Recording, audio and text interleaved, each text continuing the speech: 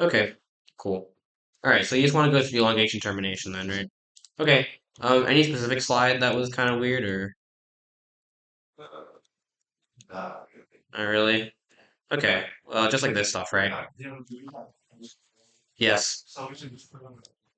Yeah. I mean, I feel like you'll probably memorize it at some point by doing it a billion times, but yeah, you can just put it in your note card if you want. That works too. Um, doesn't matter. He's gonna test you on it. I don't care what he says. He's gonna test you on it. Just look at the fill in the blank thing that he gave us. He did not care. So, hi. What was your name again? Alex. Okay. Did you come into one of these before? That's fine. Yeah. I feel like most people are these days. So.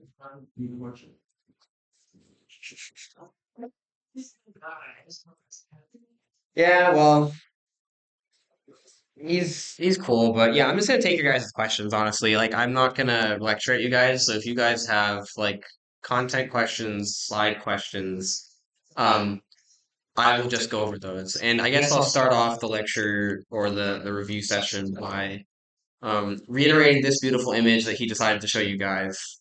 Um, this is objectively the worst slide I've ever seen. So, but yeah. Yeah, but yeah, Leon, you said you wanted to go over like initiation, translation, or initiation, elongation, all that stuff. Okay, so yeah, we can go ahead and take a look at that.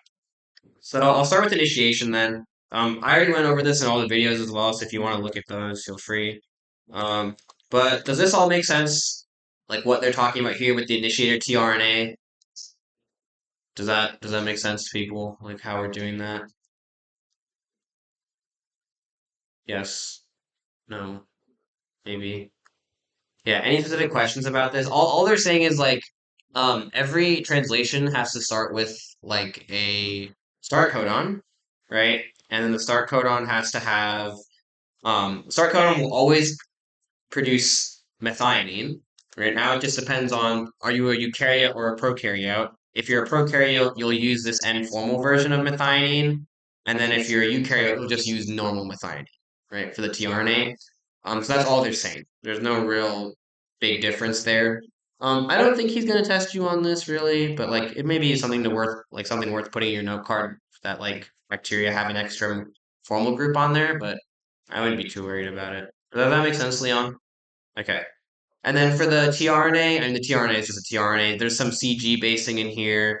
The 5' and 3' go through the same like a cleavage process with the DNase, right, on the 5' and 3' end, right?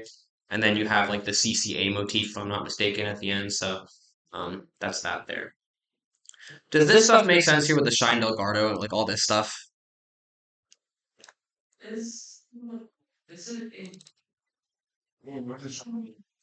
Shine Delgado.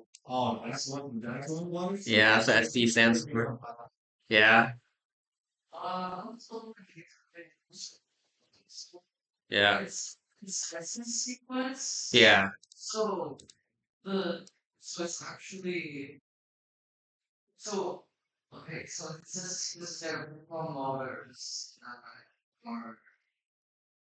Yeah. Yes. Right. So these are gonna be RNA things, right? It's gonna be like the ribosome binding site, right? Just like how the like when you're doing transcription, right? The promoter, like you said, right, is gonna be like the polymerase binding site, right?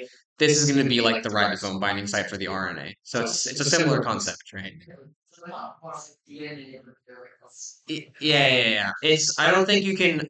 He will not test you on this thing. I will say, like, he will not be like, "Oh my God, guys, where's the Kozak sequence of this strand?" He's not going to do that.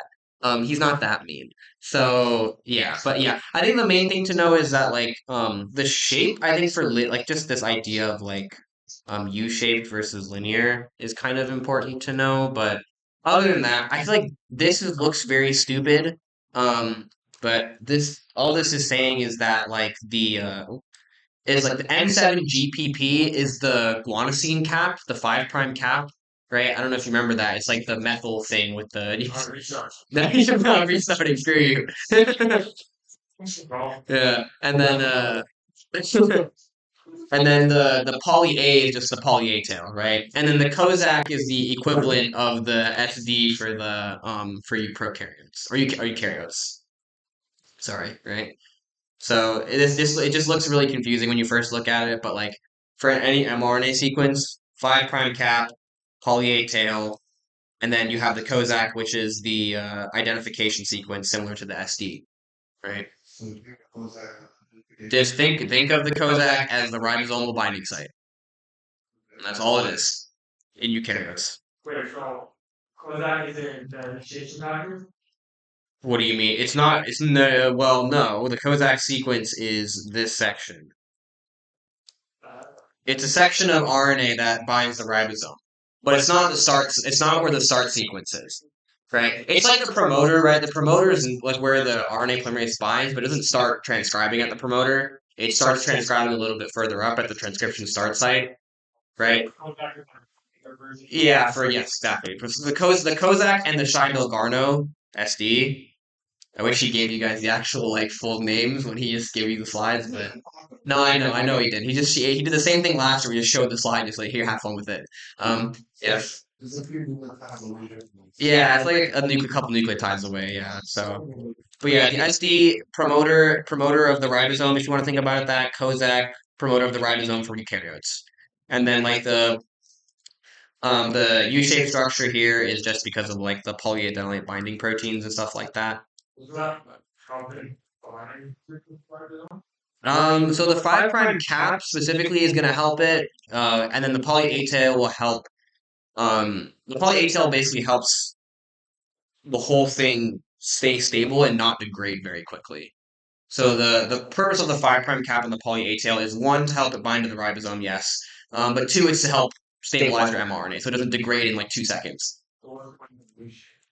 The U shape is just because eukaryotes are funky, and also because I actually don't know the exact reason why it's um, stabilized like this, but this kind of configuration also prevents internal binding. So like you can stop the mRNA from binding to itself if you force it into this conformation, right? So like by forcing it to kind of stack on top of these, right?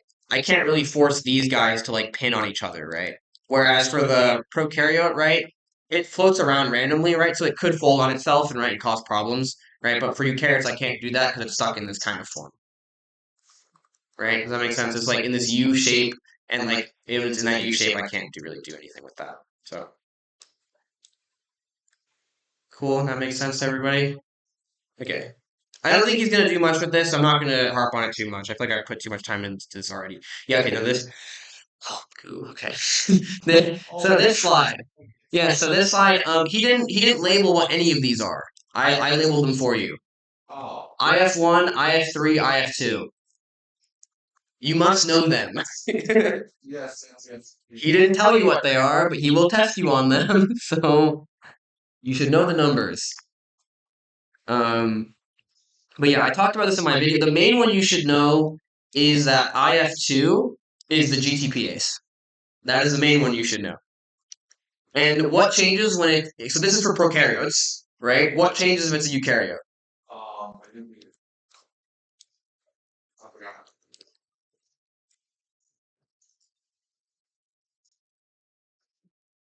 Oh. That's it. That's the only difference. That's why you put E in front of it. E stands for eukaryotic.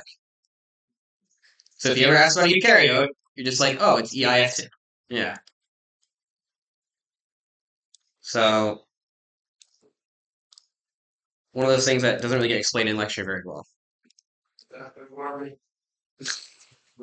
Does this slide make sense? Like what is happening? So what you said is molecular switch. Yes. Is it just causing the initiation factors 1 and 3 to like pop off? Yes. It basically triggers the large subunit to slap on top, if you will. So like yes. But the thing is like IF2 will not bind to this unless IF1 is already bound. Right? So like and IF3. So IF3 helps with stabilizing the mRNA and then IF1 helps dock IF2. Right? So like IF3, right, assists the mRNA, right? While IF1 helps dock IF2, initiation factor 2, right? That's what IF stands for, initiation factor, right? So like this one is to help dock the mRNA, and this one is to help dock this guy so that he can actually activate the whole thing of translation in the first place. So, but yeah.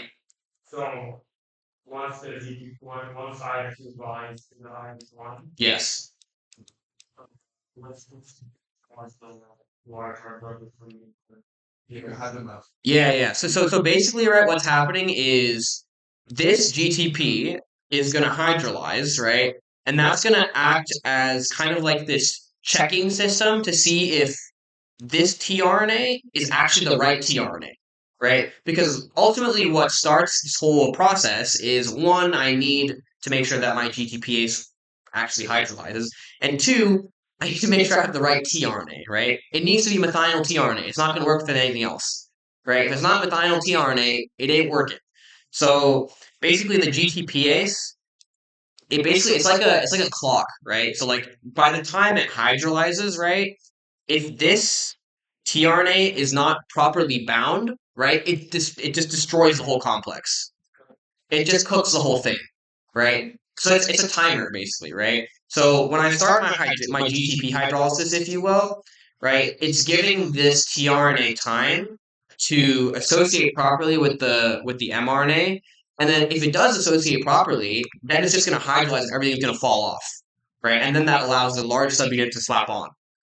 So what if the tRNA what if Then the whole process is screwed over. Everything dissociates, right? So like if this is not methionine, right, this will hydrolyze, and then it will realize that, oh, wait a minute, this is not sticking. And so it's just going to dissociate, right? And then if this has hydrolyzed, right, and there's no methynyl tRNA here, then you can't start anything. So everything will just break apart. So once the GDP hydrolyzes, Yeah. you sequence the top off. Yes. The completion of the hydrolysis is how the whole system says, okay, we're either good to go or we can't start right now. That's like the whole mechanism of are we good or not good, right? And so, like, in this case, if this binds correctly, right, and the GTP hydrolyzes, right, maybe, I don't know, it depends on how long the GTP takes to hydrolyze, right? So if the GTP takes 5 seconds to hydrolyze, right, then this tRNA has 5 seconds to make sure it binds properly to the AUG sequence. That's what I mean by timer, right? If it so it takes the 5 seconds for it to hydrolyze, is what I'm saying, right? If by the time that 5 seconds is up, the tRNA is not properly bound, the whole thing just breaks apart, right? Like the subunits and all that just don't form correctly. But if by the time the GTP does hydrolyze, everything is attached and good to go, then I'll just attach the large subunit and then we'll start translation, right? That's what I mean by a timer. Does that make sense? It's like a clock, right? And the clock thing actually comes back in elongation. It's the same mechanism. It's the exact same mechanism where it's like a clock. And conform the two initiation factors off. Yes, it's like a physical blockade, right? It's like steric hindrance from OChem, right? It's like if I have extra things on top of it, I can't slap like a something on top, right? I need to wait for everything to dissociate off. But for one piece, for like the animation stuff, if it's right, it will hydraulic or something like that. Well, I mean, if it's right, it'll hydrolyze and it'll get stuck, right? It'll stay there. But if it hydrolyzes and it doesn't stick there, it's just gonna leave, right? So that's what he was trying to say in the elongation step. But anything else that needs to be covered here? Any questions from you, Alex? No? Good? Okay. Yep. Okay. Elongation. Wait, then Yes. the center of in carbide after the constant events. Yes. So once correct PIC assembly occurs, Yeah. the GTP is gonna hydrolyze and so what do they mean by another molecular switch alliance? The molecular switch aligns and locks the gear. It's just a theoretical phrase for exactly what I was talking about. Um, the switch is always going to be this guy. It's always going to be IF2.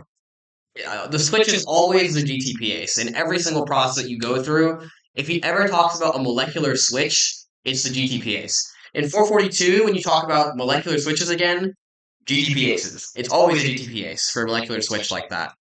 Um, but after passing the test, correct PIC assembly, lines and locks. Yeah, this is just his way of saying that like, oh, once all of these pieces come together, right? The molecular switch, the GTP, right? It's gonna hydrolyze everything and solidify it in position, basically, is what he's saying there. That's the whole thing about like it's gonna have 5 seconds, right, during the hydrolysis to make sure everything is aligned correctly, is what he means by align and locks. Right? Because like I said before, in that 5 second time period, this tRNA, right, has to bind correctly, right, and everything has to be situated properly by the time this GTP has cleaved itself into 2 pieces. That's what he means by align and locks, right? So 5 seconds, the tRNA has to slap on, everything has to be correctly aligned. If that 5 seconds is up and everything is good to go, everything is aligned and everything is slapped on correctly, then I can move on to translation. If it's not, I dissociate the whole complex. Does that make sense? I answer your question. Okay. Yeah. He uses a lot of these like analogies, but I don't think they hit very often. Yeah, so like it's just a bit weird, but yeah, the one-way rotation thing is just like now it can only go in one direction for the ribosome, right? Like the ribosome will only ever go from 5' to 3' and translate, right? It's not going to go backwards or anything like that. So it's stuck now. It's also stuck in the fact that it's going to read in 3 nucleotide variants, right? Because remember, before you reach the AUG start codon, you're reading one by one, right? You're reading one nucleotide at a time. You don't start reading in codons of 3 until you get to AUG, right? Does that make sense?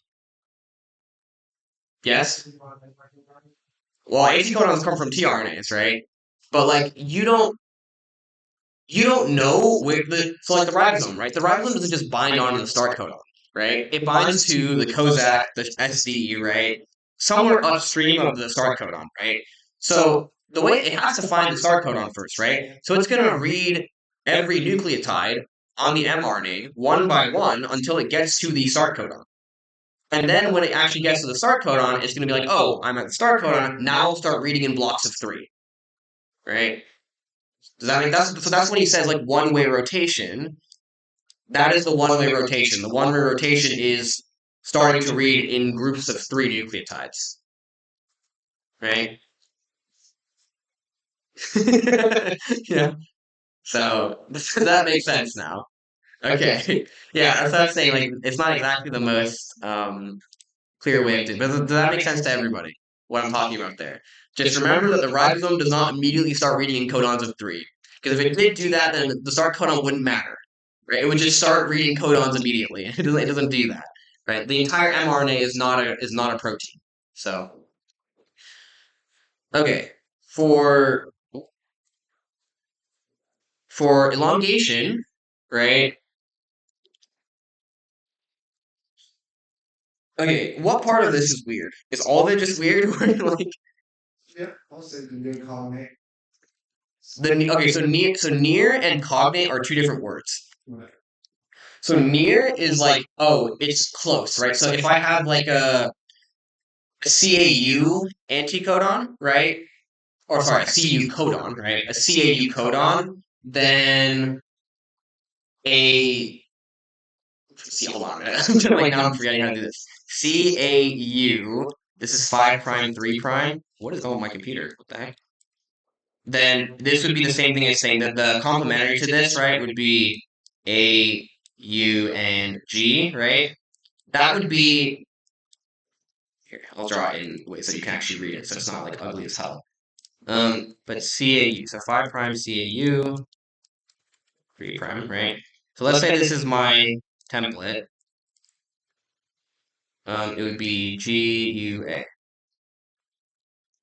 So if this is on the mRNA, right, up here, this thing's on the mRNA, and this is my anticodon, right, this is going to be a cognate, right? It's exactly complementary to the codon, right?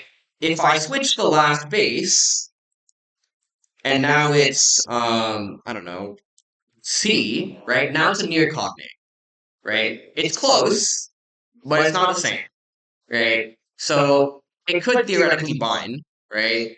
And it probably will, but there's methods in place to make sure it doesn't. But yeah, so that's what he means by near versus cognate. And the non-cognate is like if this A is like a C, right? It's not even close, right? It's just not going to bind, right?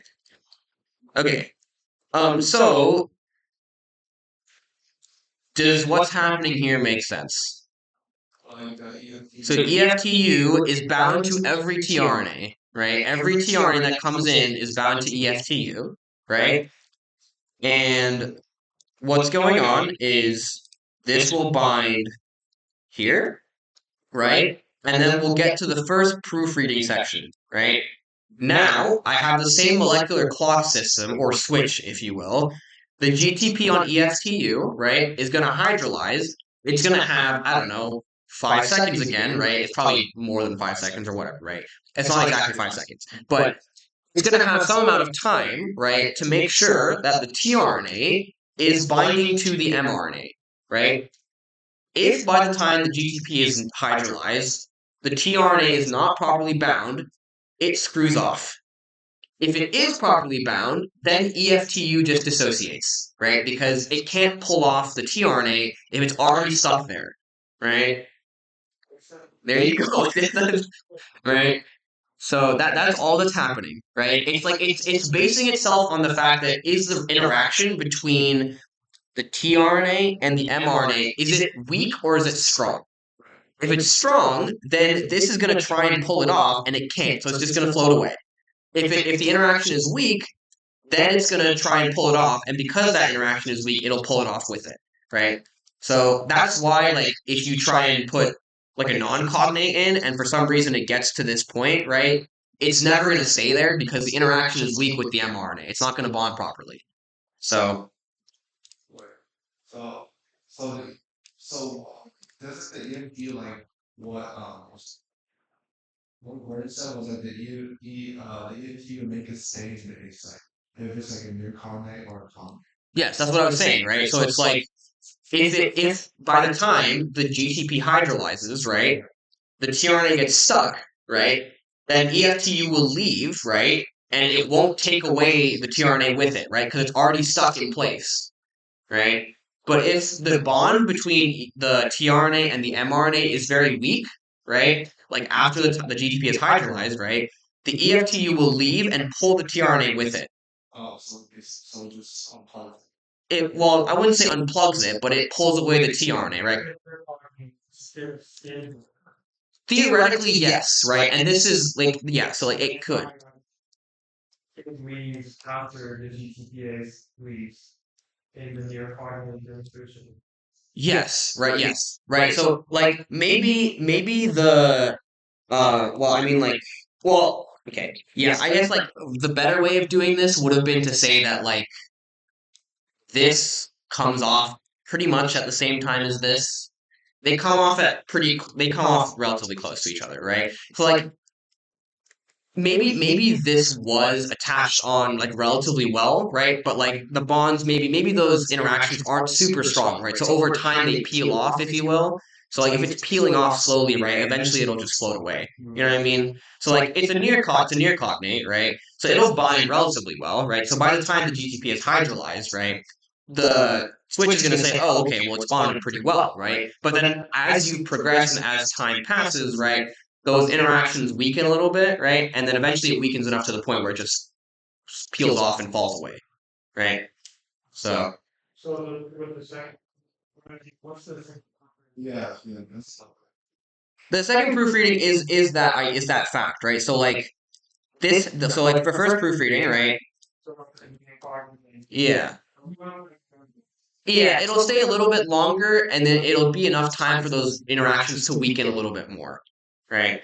So like the reason that it passes the first check, right, is because the interactions are strong enough to the point where when the EFTU tries to pull it off, it doesn't get pulled off, right? But when you leave it in there, right, those interactions aren't strong enough to hold it there after the EFTU has applied some force to try and pull it, right? And so if the interactions aren't strong enough, right, it'll just eventually like peel off, like I said, it'll fall away a little bit, right? Because the interactions aren't strong enough to keep it there, right? But yeah, So weakness like later, like when the EFT leaves and try to pull off, it could weaken to the fact that it will fall off later. Or like it was in say that again. So like when the EFT leave, Yes. so like it tries to pull off the tRNA, right? Yes.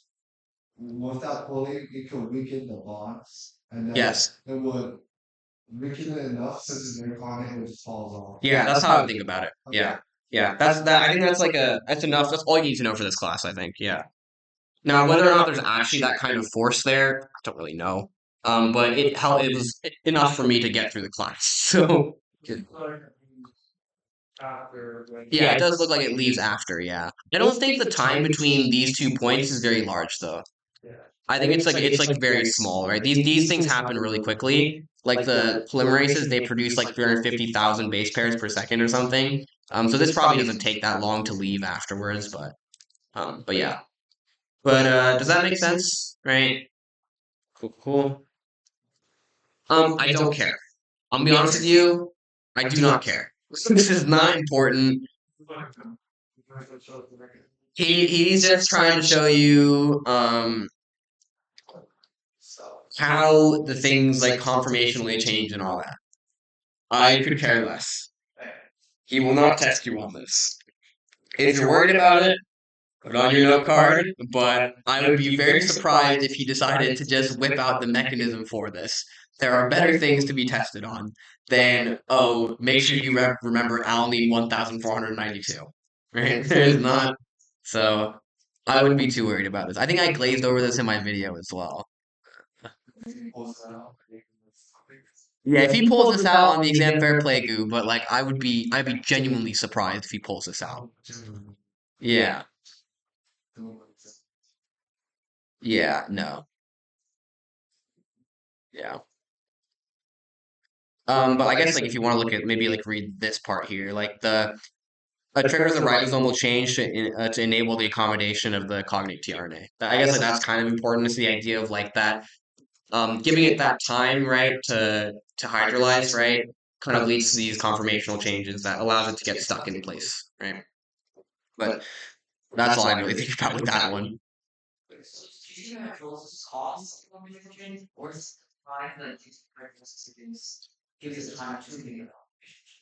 I would say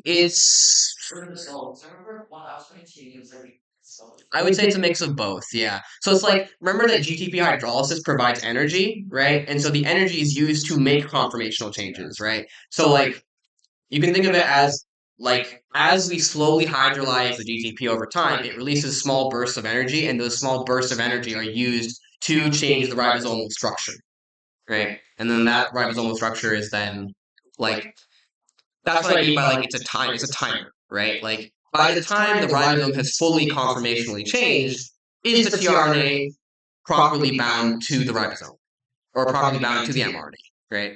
So I would agree with your TA on that. Okay.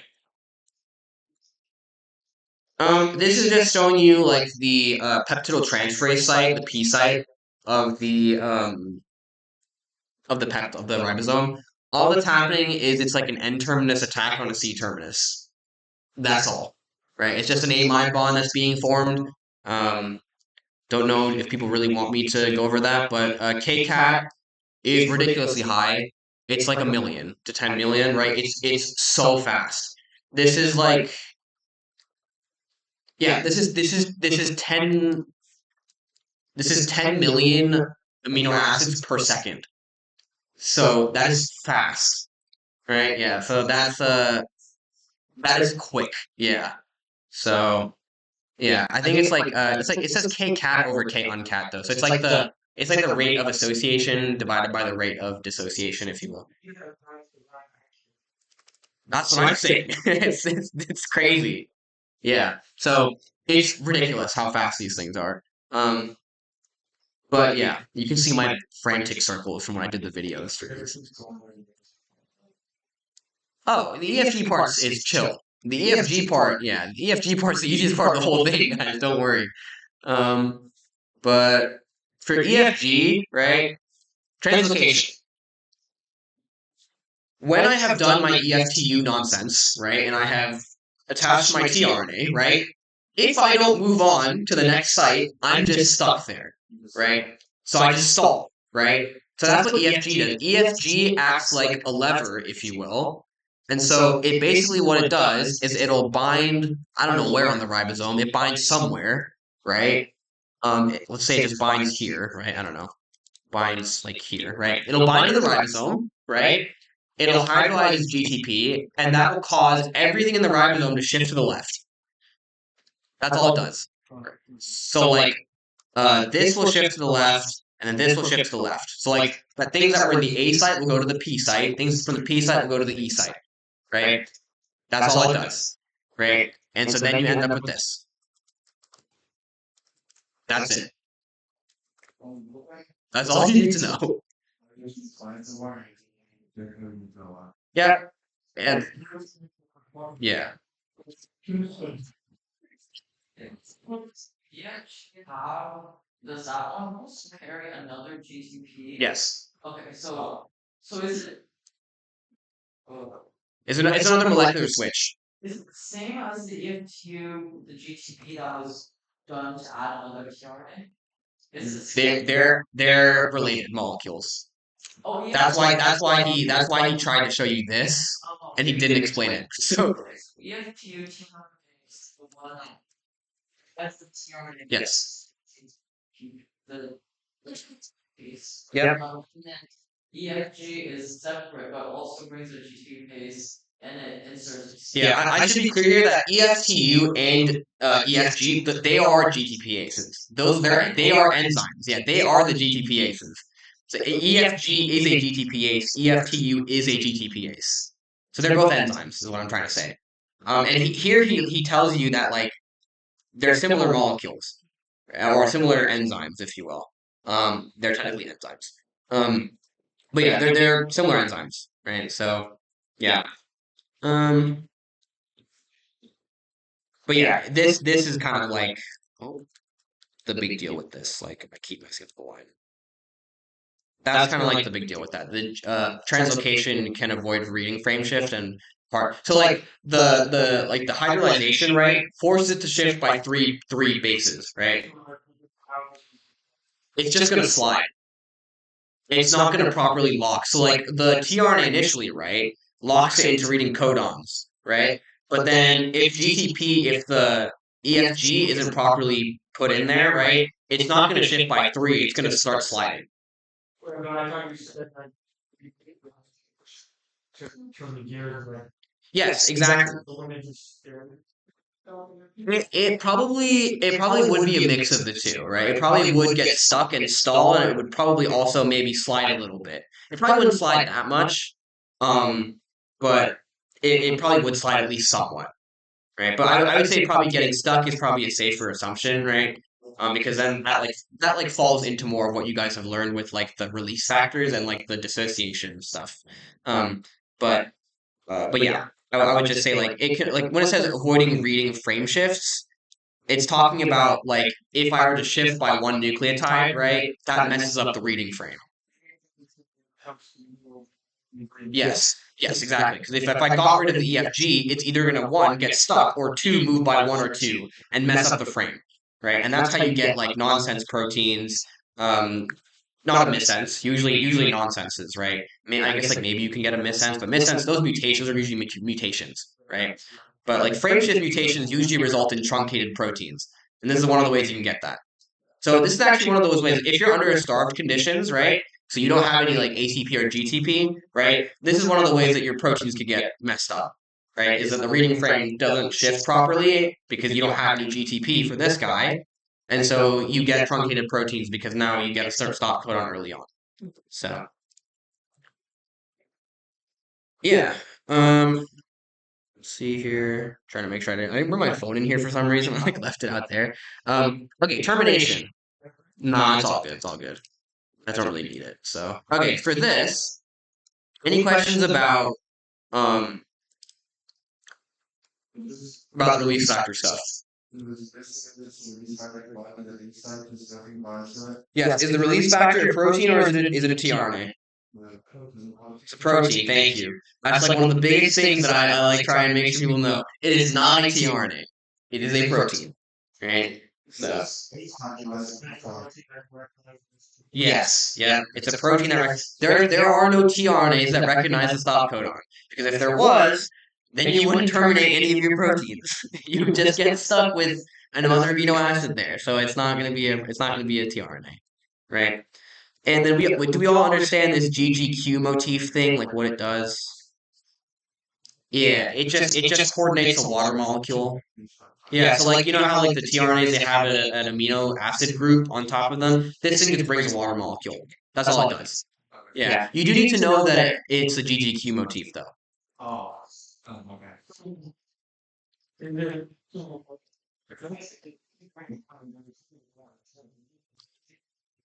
Which protein? The release factor?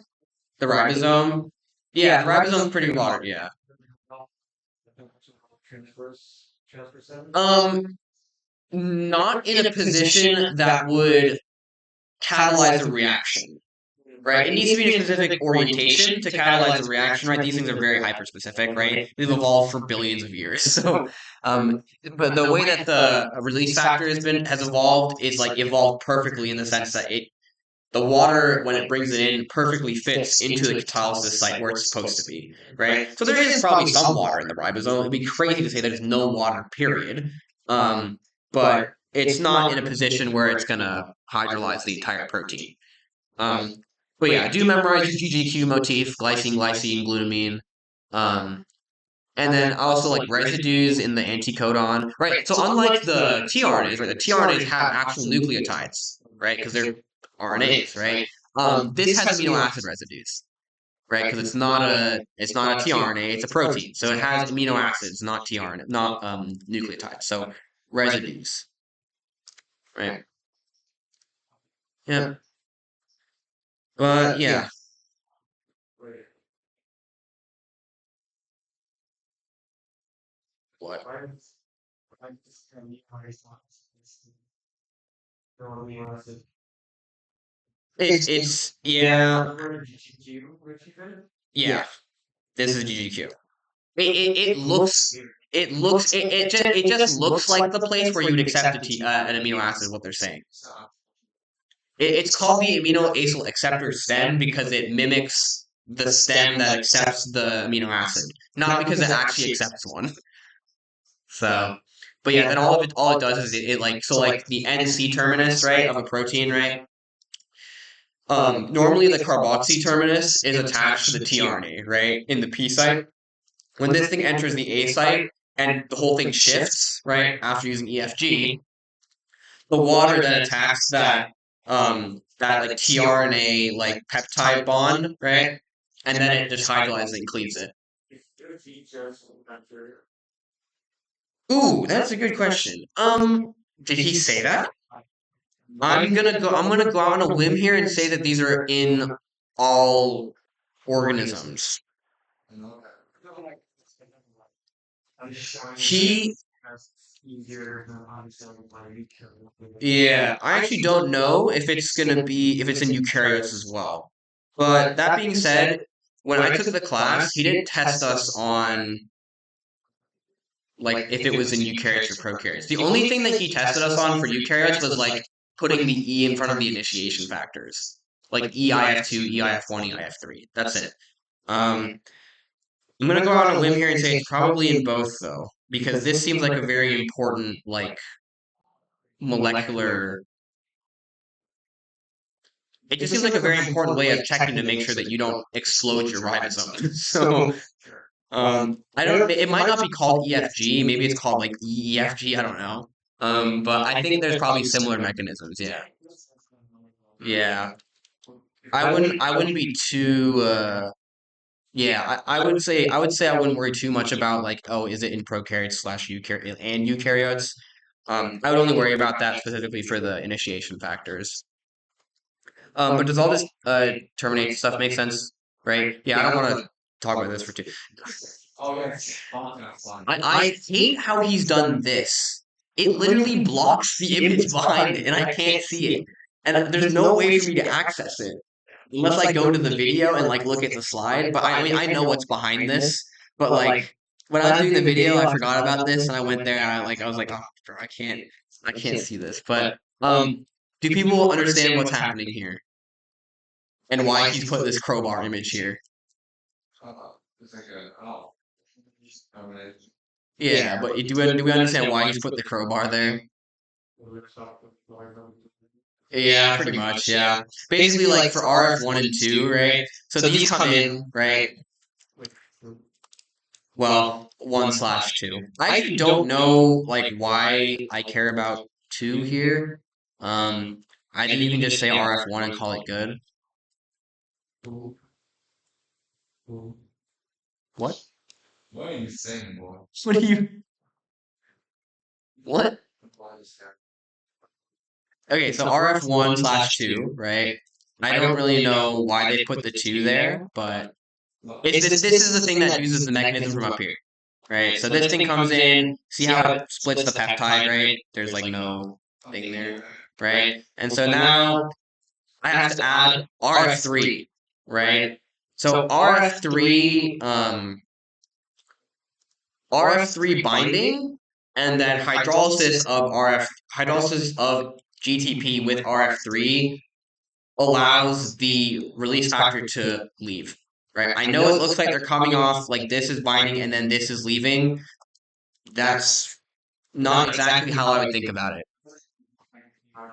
Yeah, I know, but he see how he's done this arrow thing here, and then he's blocked it off with a crowbar. It's supposed to be GDP and thing down here. When RF3 comes in, yeah, it kicks off the peptide, right? And then hydrolysis of it causes the release factor to leave, right? So then this leaves, right? And so now we get to this stage, and now we can recycle our enzyme. Or not enzyme, recycle our ribosome, right? And so now we have RRF, which stands for ribosomal release factor, and then we have EFG, which is the same thing as this guy, right? So it actually is genuinely the same thing. So, yeah, there you go. And so literally what is happening is ribosomal release factor gets stuck in the A site, right? This thing gets stuck in the A site as well, and I literally take it and I go and it shoves it basically like by pushing down on that, right? I generate like a force that shoves this subunit up, right? And it just splits. That's why he used this crowbar analogy.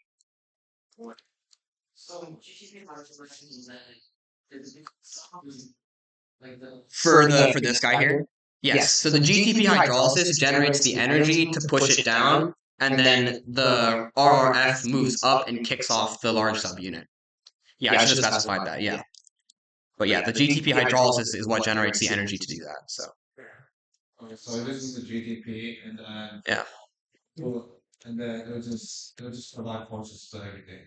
yeah, yep. And then this image that should be over here, should be just everything dissociated, pretty much. Termination. Yeah. Yeah. 2 GTPs are used in termination, and then 2 are used for every amino acid that you add. Right? Right? Because EFTU needs to have one, and then elongation, and then translocation needs one, right? So if I add 10 amino acids, how many GTPs am I using in elongation? 20. I'm using 20, right? Could be an asked question, right? Okay. He totally could ask you how many GTPs do I need to create a 30 peptide long thing, right? And then you have to count all the way from initiation to termination. Um, if it's 30 amino acids, oh, if it's okay, yeah. If it's 10, it would be 20 there. It would be 2 from here, and then it'd be 1 from IF2, right? Because so 23. Yeah, so this guy. Okay. Yeah. Yeah. Yes. Mm-hmm. There's one needed in elongation. And another one needed here. So 2. So 2 per amino acid. So 2 per amino acid. One initiation step, 2 in the termination step. 1 in initiation, 2 in termination, 2 per amino acid added. Yes.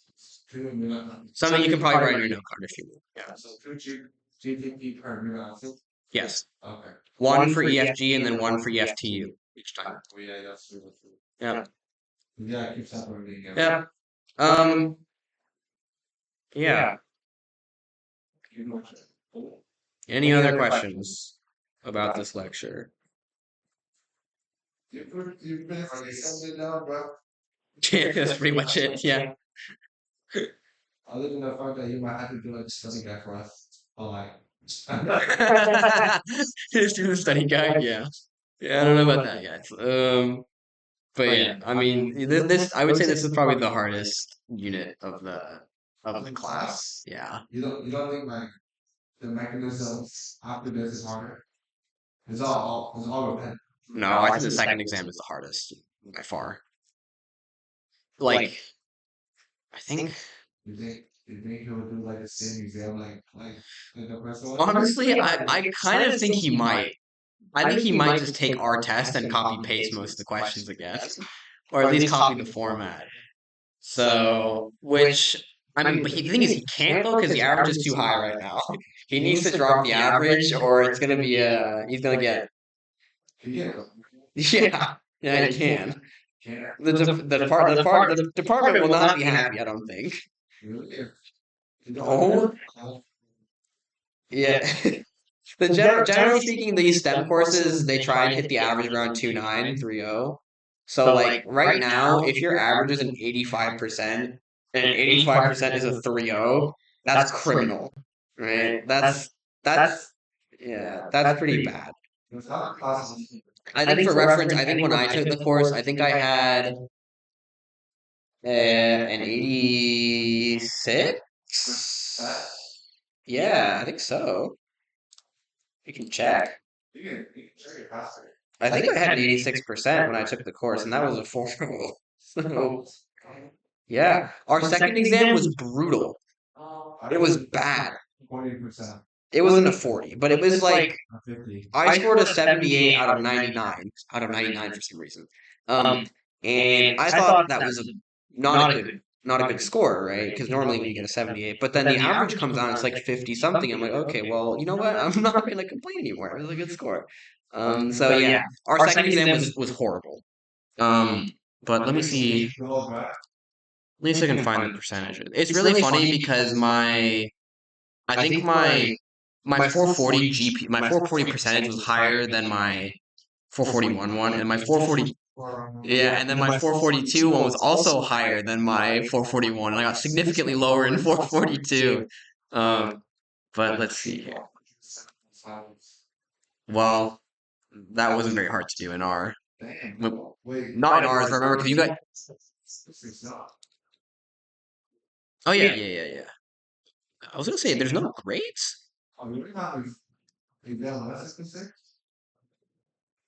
Am I insane? Oh, this is the wrong. This is yours. Wait. I looked at the wrong thing. Did you hold for I did. Yeah, Holden Goo, yeah. Look at him go. or what would you think? He says fine. Harder? He says fine. Which one? The second test? Holt's content is tough, but I wouldn't say it's tougher than the translation stuff. Yeah. You can give that to us. Here, where are the statistics? So this is exam 1 if you care about seeing this. Oh, wait, max is 78? Well, our the max points was 80 on ours. No, because the mean was a 57. So like a 57 out of 80 was a 71. So it's 14 points lower than yours. So, well, no, that's actually pretty reasonable. 71% average is actually quite high, right? But the second exam is where things got really bad. Ooh, that's the 90? Yeah. So the mean was a 56. I was in this range right here. So you were in the top percent. I was in like what? Is that like top 40, 30? I don't know. But yeah, it was bad. It was not good. We have the final. The final was fine, I think. It was mostly top ended. But yeah, nobody got a 150, so 130 max. yeah. Yeah. I think I was here, like 127. I did pretty well in this class to be fair. But like I think yeah, like my percentage is an 86. Yeah. So but like yeah, like oh yeah, this is after test. Does he give you guys test corrections? 5-point test correction? No? So when we did the class, like if the average was low enough, they would be like, "Oh, you guys can correct the question for an extra couple points." Oh, like, just redo it? Yeah, like you can like not redo it, but like you can say like, "Oh, I got it wrong because of this. Here's like yeah, like a retake if you will." But well, it didn't actually do anything though because everybody just did it. Yeah, so it didn't do anything. It doesn't actually do anything. Yeah. Yeah, it doesn't actually change anything because everybody does it, and then like, yeah, it doesn't switch anything. But yeah, I mean, it was a fun time. So, yep, there you go. Dang, my computer's This is for the next one. 442. I actually didn't really do well in 442. Funny enough. Which is kind of, I think I just didn't. I just honestly, I think at that point, I just kind of didn't care. I'm gonna be, I'm gonna be honest with you. I just wanted to be done with biochem at that point. I 3.5 for this course.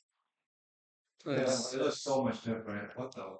Yeah, it was run by Andrea Wills. She's awesome, love her. And then it was run by Rahola Baker, so David Baker's wife. But yeah, she's cool. I liked her. She wasn't bad. But this is don't be fooled. Don't be fooled. Let me show you what the average was. Let me show you what the average was. I don't actually remember what it was. It was high though. It was like 87. I think you passed it. Wait, this is so hard. So make it awful. Yeah. Yes. But it's in this camera. Yes, it did. Yeah. So yeah. Why is it? It does say a 90? So 82 mean, 85 median. So it was pretty high. Not as high as yours still. Not as high as yours, but yeah, it was still pretty high. Yeah, so for reference, here was my second exam histogram. So I did very poorly on this. I think I got like a 72 on this exam. So probably was honestly. And then exam 3 was the fine. Yeah, probably. I think I did well in the last exam. Let's see. Yeah, I got 70 on the second test, and then 89. Yeah, so okay, I did pretty well in the last one. Yeah. But yeah, that was a 3.5. But that was because you have to remember that all the honors kids they don't have like they don't have a third biochem. They go back to 442. Yeah. So you got a bunch of Chads in there. So yeah. Yeah. So Yeah, I I mean, just feel scared. yeah, it's a bit of a weird one, but Yeah, not really helping my translation issues. there you go. Yeah, I guess I'll call it here then.